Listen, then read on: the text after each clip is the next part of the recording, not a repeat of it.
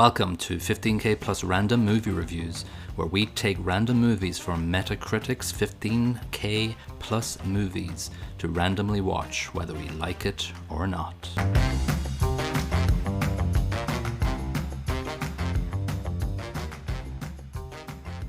Hello and welcome to episode 17 of 15K Plus Random Movie Reviews. This is Colin. And this is Niall. And this is random movie number 9247. It's a movie called Concussion from 2013. It's got a meta score of 56 and a user score of 6. It's got a runtime of 96 minutes, and for some reason it has a box office total of $78,957 US. Don't know why. It does not feature Will Smith. It's very important to point out. Right, yeah. I forgot that it was even a movie when we pulled out this name yesterday, or last week, but then when I started Googling Concussion for background stuff, his American football medical drama came up. So which might have been an interesting one to get as well, but unfortunately not the case. No. So directed by Stacey Passon. Hasn't really done a lot. I don't know if you found anything about her. She directed one episode of an interesting Marvel TV show called The Punisher, which was quite good. Aside from that, everything else she did, I've never heard of. Yeah. It premiered at Sundance Film Festival, which is quite prestigious, and strangely enough, the Weinstein fella backed it. I wonder why. I'm not going to comment on that. No. I can guess as to why he enjoyed it. Yeah. I think it won a Teddy Award at the Berlin Film Festival for LGBT themes. And other than that, not much of a background to it. Have you any background nuggets of information about it? The only piece of information that most listeners may not be aware of is this is the only movie that I've fallen asleep during while trying to watch. There was a certain point I was going to go, all right, so I can just skip forward a bit here, because it's like, I was going through it and I was thinking, this is like reading somebody's diary of just nothing. Yeah. There's just nothing. There's a whole patches of bleh. Yeah. Not much happens. She's describing, the movie's describing standard life and how boring it can be at times, and I guess it's a midlife crisis she's experiencing. Pretty much. It's not interesting. No, to me anyway. I don't know. No, it's in a nutshell. Yeah, it's a over 40s lesbian woman which we both know about. Yeah, just because life gets a bit, depressing after 40 doesn't mean that it makes for a good movie. True. And we've all been there. We've all turned to prostitution after we hit the 40s. Yeah, flipping apartments. Yeah, that's a euphemism now, is it?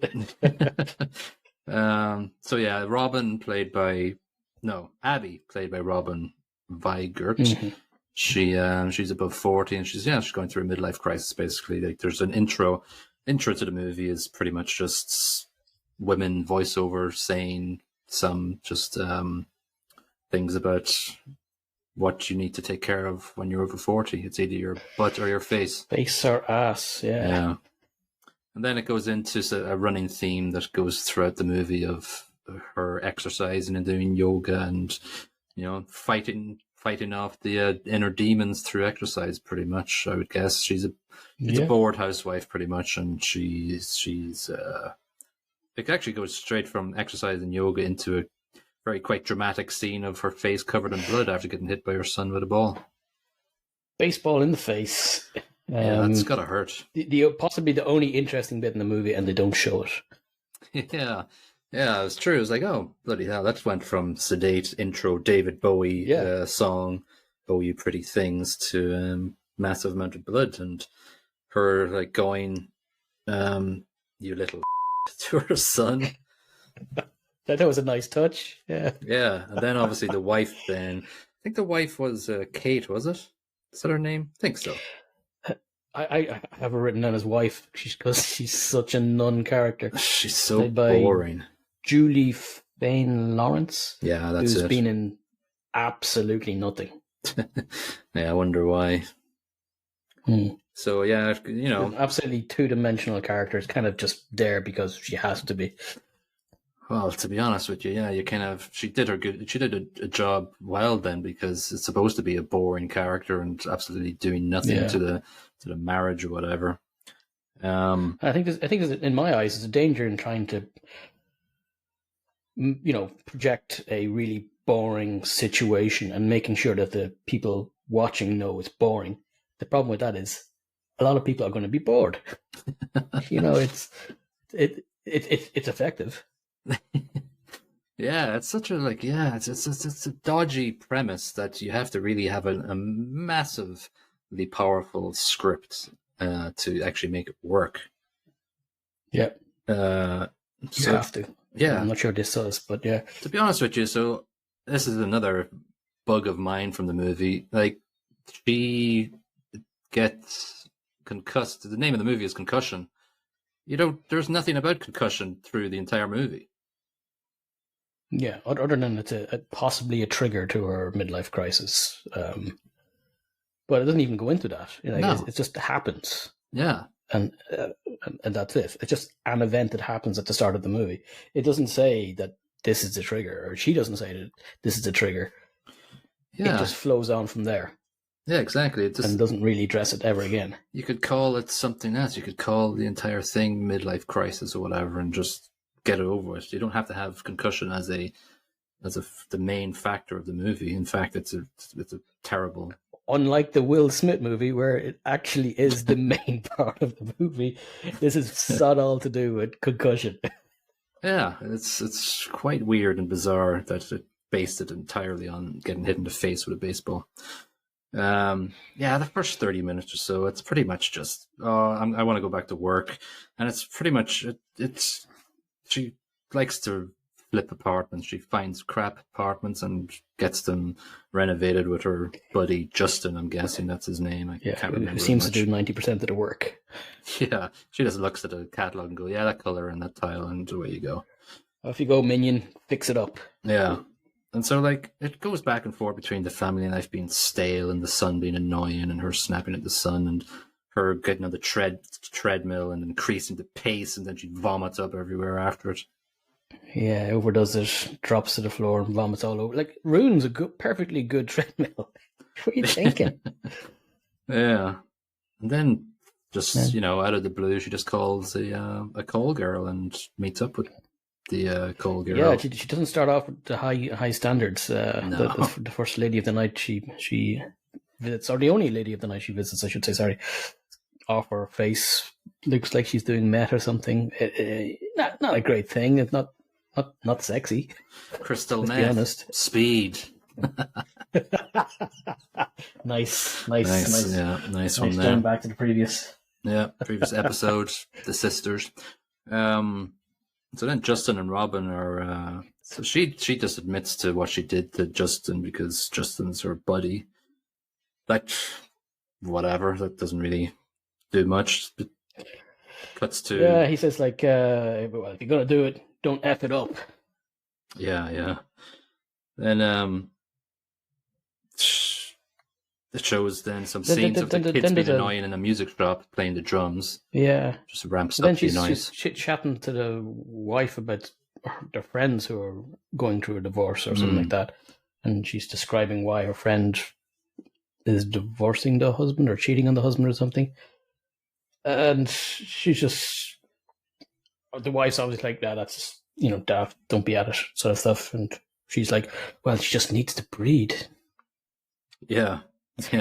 Which I think is used later on in the movie as an explanation, but we'll talk about that then. But it's just, I suppose, the only slightly interesting plot device where they have a bit of symmetry.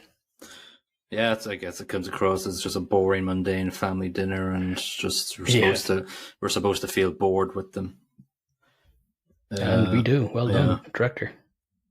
So then this character of Gretchen arrives, and that's sort of her little intro Yeah, so into. $800. Yeah, that's obviously worth. That's a lot of money. I don't know the going rate for call girls, but Neither do I, but damn, $800 seems like an awful lot. she didn't seem to be too unhappy with the price. But yeah, so she went from Med Addict to the other top end of the scale. I'd say it was more expensive. Yeah, then after that, and it has this running theme of her life in doing all these out of marriage affair thingies, going back to mundane life. I think Justin talks to her after after the this. There's a bit dalliance with Gretchen. Yeah, there's a bit of a dinner And party Gretchen before that. has said, yeah. Oh, sorry, yes. Nothing really happens in it, though. It just doesn't. No, I wrote down dinner party, and Yes. that's about it. It's just, there's nothing to say about it. No. There's friends turn up. They're all supremely two-dimensional. There's nothing about them that's interesting. I think one of the girls is from her gym class or something. Yeah, she pops in and out during the bloody entire movie. Yeah. So then she's there for some exposition. That's about the height of it. Yeah, Justin decides to pimp his Abby, basically. Yeah. He just said they're mending a fence outside. For the older ladies. Yeah, she was like, yeah.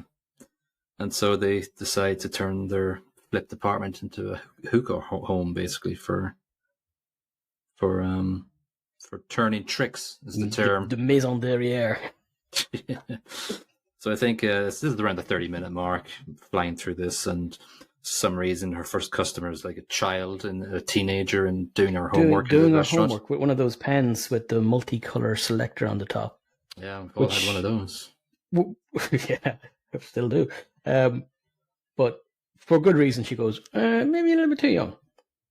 Yeah, but then the second is not much John, older. but she's at least a student in university. So this one is actually a reasonably positive relationship that she builds with the second.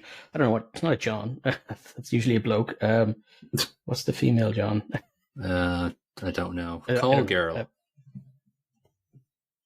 No, she's just... No, John's the client. Oh, yeah, right. Jane? The first Jane, or the second Jane, yeah. So she's a student, and she's very insecure. She's never been kissed. Oh, actually, one point to drop in there is that she's a bit different in how she takes her clients, in that she insists on meeting them for coffee first, which is weird. Yeah. But she gets to chat to them and talk to them first. Yeah. So this is a kind of a nice thing, which this girl is very insecure. She's never been kissed. Blah blah blah blah. So yeah, that happens. Almost like a motherly relationship. I actually think in this one she's providing a good service. That's weird. Sorry, yeah, but it seems like a positive thing. Some of the other Janes, especially number 5, not so great. Yeah, number 5. It's not a Beatles song or a Simpsons song. Fisty and punchy and stuff. Yeah. Shortly after that first, she has a couple of encounters. Then she meets the girl in brackets, who's this like sweet blonde young student who basically is a pimp. Going through law school or something. Law school, yeah. And she, Abby wants some older clientele, so she gets the next Jane she turns in is this similarly aged woman, probably mid-40s maybe, and they have this sort of battle back and forth, and I don't know. All these scenes are just kind of boring, and then it goes straight into a boring mom talk where they're talking about sanitizer or something outside in the garden, and it's just like it's just never stops. Just filler, really, isn't it? Yeah, it's filler. And then it's just like a montage then happens of her meeting up with clients and her going to the doctor and spending time with family, and just this constant theme throughout the movie of just this duality of the lives she's leading. Yeah. She meets Sam at this point. Sam, which is a bit awkward in that she knows Sam. She's seen Sam in the gym. She knows her name. She kind of fancies her by all accounts. And apparently it's two ways. So, but unfortunately, this is very connected to her family. They're both in the same school. They're both in the PTA. Yeah, it's kind of, she's starting to take risks at this point. Yeah, she has this sort of animated conversation outside with Justin before going in and saying, I know this woman, like, what the hell? And then she goes in, which is weird. Yeah. And then they have this kind of... that's just stupid. Yeah, they kind of have this sort of, tiptoeing conversation around what they're there for, like initiating. I'm a prostitute, right? No, there's a euphemism with picking out tiles or some such nonsense. Interior decoration. So she was going...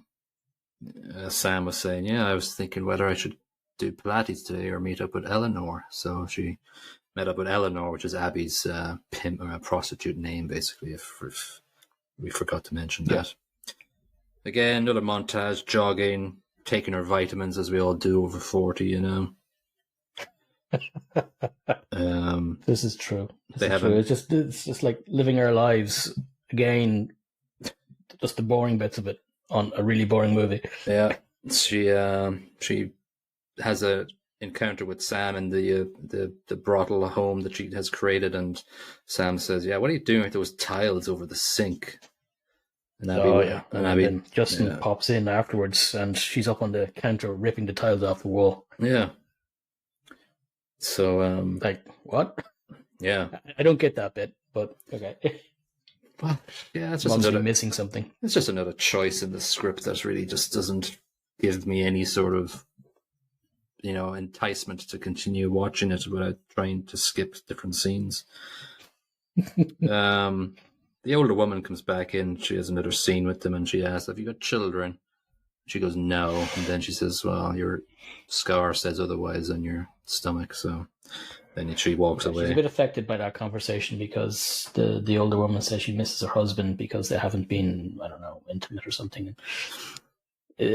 She kind of feels the same way, obviously, about her own wife. But again, Exactly. Yeah. So then, we're around an hour mark here, and we've only got 30 minutes to go, and you're sort of counting the minutes, basically. She's talking with her wife about the tooth fairy. It's just a terribly boring conversation. And you just realize, they're different people now. Yeah, we get it. Yeah, they're totally different. That's fine. Then, there's a scene where she's talking about her clients, and she doesn't want number 5 coming back, and it shows a montage of number 5 getting slapped around the place by number 5. Yeah. Then I can understand not wanting that client. No, it looked a bit WWE. But at this point, Justin gives her an out. Like, he says, "Listen, do you want out of this? Because it doesn't feel like you. This and this sort of pressure. Maybe you don't want to be doing this anymore." But she's like, "No, I need more clients." Yeah, and I think Justin actually doesn't give her clients anymore. So she meets with the girl. Yeah, and they bypass Justin, and more clients. Yay! At this point, Kate is going, "Listen, I've got a friend who wants to buy a place." So that's a bit. She doesn't want to, obviously, because that's her whorehouse. Yeah, that's where she's making the money. That's the first client she got, the young student. She gave her a bunch of books, and at this point she's it shows a scene with that first client again, and she's going, "I think this is going to be my last time coming to you," and those books were really good.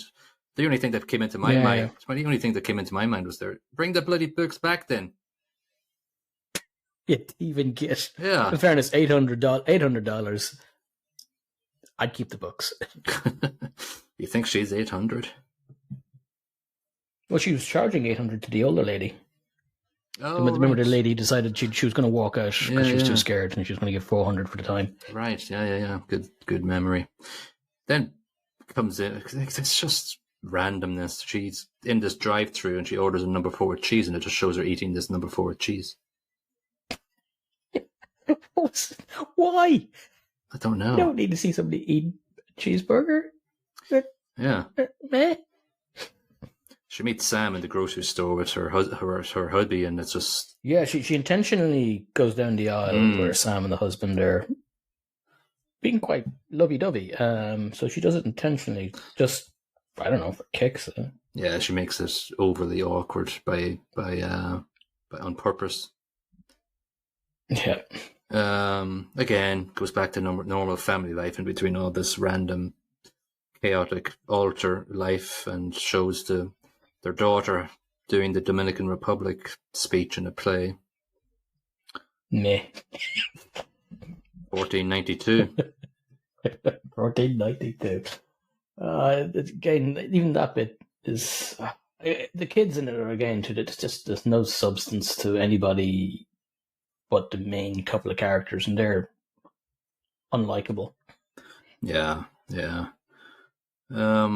I just have something here. Why do I have written down film cover - Kate pops by? What the hell is that? You're drunk. Film cover. I can't remember. No idea what that means. We're getting near the end of the movie here.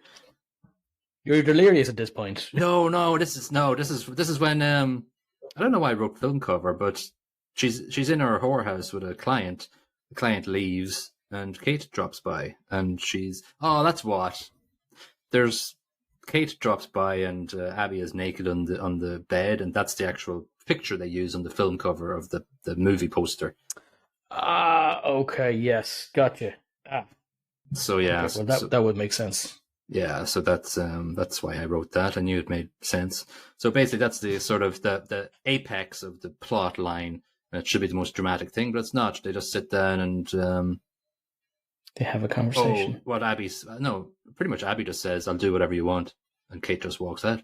And that's the sort of that's the pinnacle of the plot line, and sort of fizzles by. So then it just cuts to we're kind of petering out the line here. She's talking on the phone about interior decorating, which I don't know who, and it's just the most boring conversation ever. It shouldn't be in a movie. She has a conversation with Sam outside because Sam's walking a dog and Kate has driven away without saying goodbye or whatever. That conversation doesn't mean anything to me. The conversation basically winds up being, we've got a secret. We should just keep it between ourselves. Okay? Okay. Bye. Bye. I'm going to go and walk my dog some more. That is the weakest dialogue ever. It's just, who cares? She it's in there to tie up some loose ends, but nobody really cares about these loose ends, to be honest. No, we never see Sam again. Wife comes home. Conclusion: the wife basically just says, "I don't want anyone," and they just get on with life. And then life. Leave it at that. Yeah, and then she experiences no ramifications for some substantial cheating. Yeah. That's pretty much just... But the wife doesn't seem to care that much. The wife is just apathetic. She's, life is over after 40, so you don't really give a shit anymore. So it's like... Yeah. Well, that's true, to be honest. Yeah. I'm just waiting for the sweet embrace of oblivion. Yeah. So she sells her apartment, and family life goes on. There's a montage of family life going on. To the gym. They're basically parenting at this point, I'm guessing, and just getting on with life. And she goes back to the gym, and the end scene is her being asked, "Oh, what are you going to do?" And she goes, "I might take hot yoga class after," which is a reference to what Sam said she does. So it's kind of inclination towards that. She's going to continue cheating potentially. Yeah, I think she's going to continue with the job. Yeah, I think she's going to follow up with Sam. I write the question mark when I wrote this down, but then I also wrote down, "Who cares?" Yeah, I think. If I want to think about the movie, I think that Abby will probably, she won't do the whole pimp herself out, I think, but she'll definitely meet up with Sam, I think, and do some hot yoga classes. Again, yeah. So, all right, this might be more than you're giving, but I'm giving the plot 1 out of 5. I just, it's terrible, but it exists. Let's see. Oh, I got it 0.1 because it irritated the living crap out of me. Yeah. What do you think of the audio sound brackets track? I was very sort of, it was very promising to start. You've got Bowie, Oh You Pretty Things was going, yes, Yeah. like where this is going. And then, nothing. no. Yeah, nothing. Just nothing. Actually, at So the start, I dropped a 1 on that. Yeah, but that's it. Yeah. It just yeah, fizzled out. 0.5 for me. But it started off, the piano intro sounded a bit like Sesame Street intro if you listen to it again. Don't know why. I think I might have skipped past the piano intro. It's just. I was wondering what the last song was. I was trying to figure out, because I think they just spent a bit of money on David Bowie, and then the last song is by Brian Eno, and it's called "Some of Them Are Old."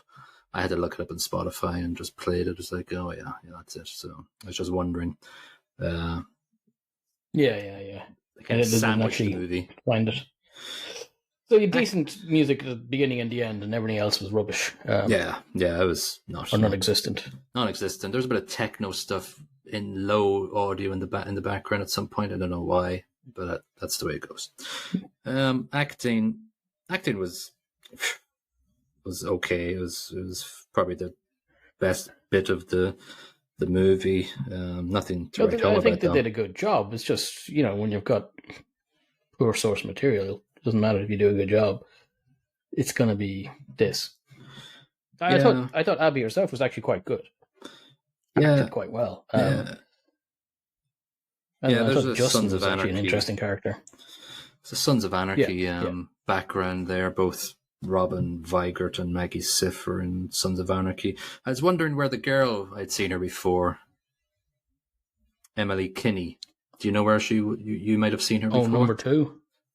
No, the girl, the pimp. Oh, no, I didn't recognize her face. Walking Dead. Beth from The Walking Dead.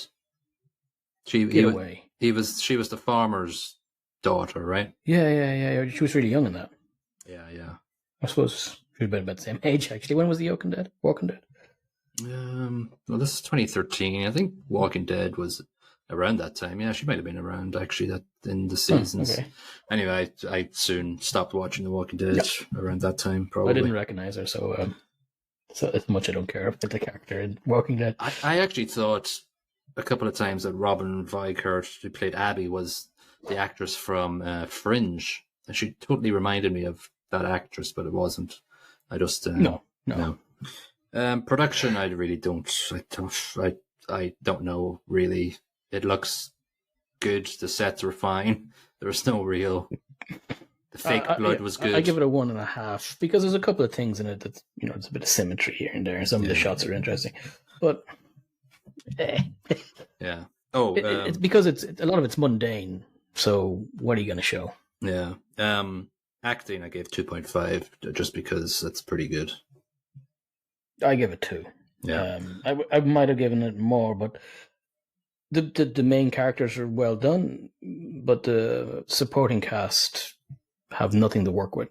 So, because there's a lot of 2D cardboard cutout people that mean nothing. Yeah, pretty much.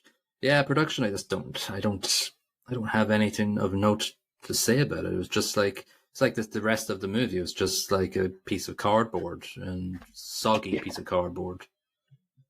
Bland. Functional. Yeah, they're like the movie equivalent of Grey, probably. Oh no, Grey's too exciting. Beige, yeah, the beige Macintosh coat. Let's see what the reviews say. So at the bottom, Mick LaSalle at the San Francisco Chronicle gave it 25 out of 100. He's quite on the same plot as us here. It's a tepid, quiet, and uneventful film directed almost in slow motion, with no narrative propulsion and with a succession of very similar scenes. The actors speak softly and pause a lot, and in the background is the steady hum of the soundtrack. I agree. About right. Yeah. Slant R. Kurt Ozenlund gave it 88 out of 100.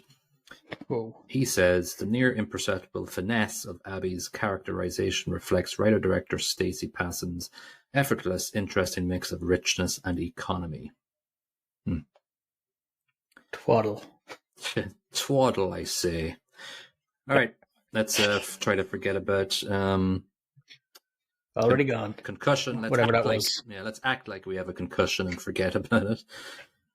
Well, when I fell asleep and whacked my head off the table, I might have got concussion. All right, let's see what the next number brings. And the number is 1397, so that should be better. 1397. Oh, okay.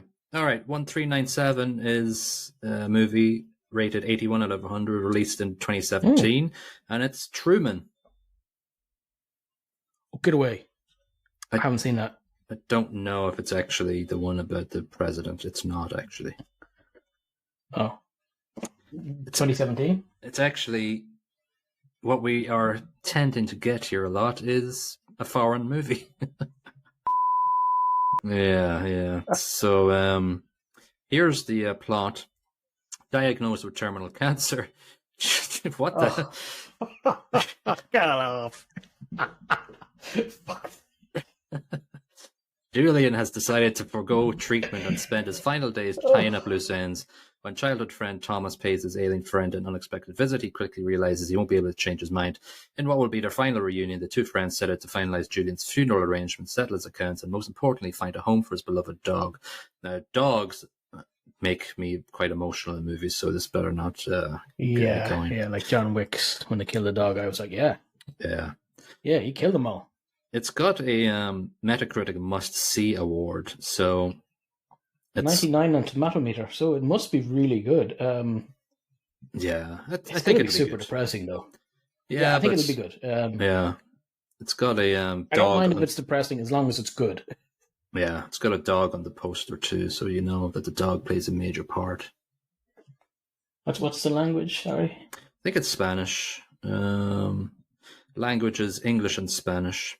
It's only 108 minutes as well, so that's not too bad. Nice. Well, it's a drama/comedy. Okay. Yeah. A dark comedy. I like that. Yeah, that should be good. Okay. We look forward to Truman after we have been concussed by Concussion. So that's it for episode 17 of 15K Plus Random Movie Reviews. Leave a review or a rating on Spotify or Apple Podcasts if you have the time, and we'll see you on episode 18. Bye-bye. Cheerio.